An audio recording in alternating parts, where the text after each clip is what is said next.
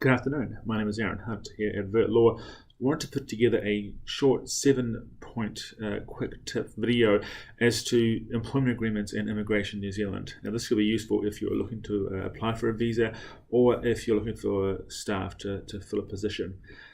So first thing is the job title is not that important. It will give an idea to immigration as to what the job's about, but the important thing is that job description. Now, in the employment agreement, you'll have a list of the tasks which you believe is what the person will be doing when they're doing the job.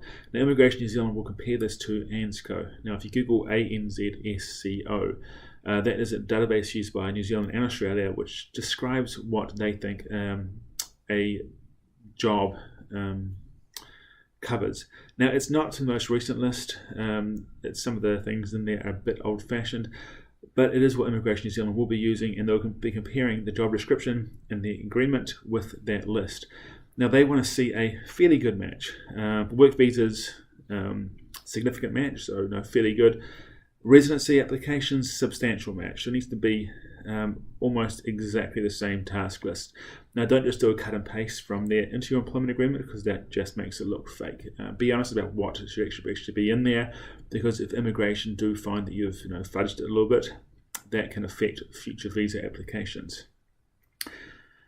Number 2 is the job requirements. If you're listing for a job in an advertisement or even in the task list and what they need to be able to do, it needs to be realistic. So if you're looking at someone you want to employ them, don't look at what other skills they have, which you can put in there as being sort of unique skills, unless they actually relate to the job. So if you've got a job where you're dealing with the general public, don't put in a requirement they speak 3 languages unless that's actually required by the job, just because the person you want to employ speaks 3 languages. Okay, number 3, make sure that the wage or the salary meets the market. Now, it should be the person who best fits the job gets the job, not the person who best fits the job who's willing to take less money. And Immigration New Zealand will look at what the market rate is. They've got various databases. And you can just Google these things often and look at other job listings. Number 4, the hours must be clear, especially if it's a salary. So if they've got a salary role, it must say this many hours per week or between these hours. Now, you can't put in there, or as I've seen this a few times recently, these hours or as many hours are required to do the role, because that could mean 100 hours, 200 hours. It could mean anything whatsoever. So you either need to have a clause removed or they need to pay them per hour over that set number of minimums. So say 40 hours a week. Or as many hours are required to do the job, with an hourly rate paid over 40 hours or something along those lines. Just so that when immigration are looking at how much they're being paid per hour, they're going to do the salary divided by 52 divided by 40 for the hourly rate, not 52 for weeks and then divided by 200 hours per week. And I've seen it done before. I've seen them use 100 hours a week because it had that clause in there saying as many hours as required.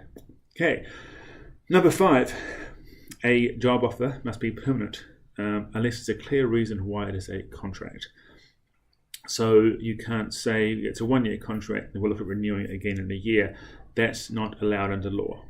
Immigration or otherwise, the Employment Relations Act does not allow it. If it is the reason for a contract, often it's going to be perhaps an IT, there's development going on, only required for that period of time, or it's to cover someone on maternity leave. Then you've got a reason why it's going to be a fixed term contract. Otherwise, it needs to be permanent.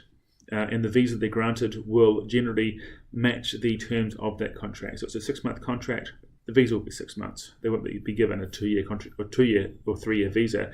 It will best be down to what that contract is. Number 6, you can't have a trial period and a probation period. Again, I've seen this a number of times recently. They're basically the same thing. The trial period is allowed under the Employment Relations Act, but only for certain companies now.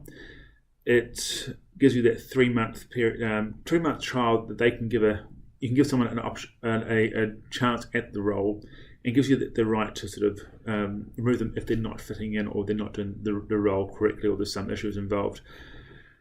Now, I've seen it a number of times that they've had sort of a 3-month trial period, then a 6-month probation. You can't do it. After that 3-month period, if they're fitting in, then that's it. They're in there unless there's the serious misconduct or the warnings and that sort of long process you have to go through. Now, with the trial period, the 3-month allowance, it must be in the contract. The contract must be in their hands to read and review before they start working, and it must be signed before they start working.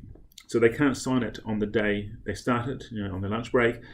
If anything at all for you, they have already worked for you, and that clause does not apply. You must have it signed prior to them starting to do any work whatsoever.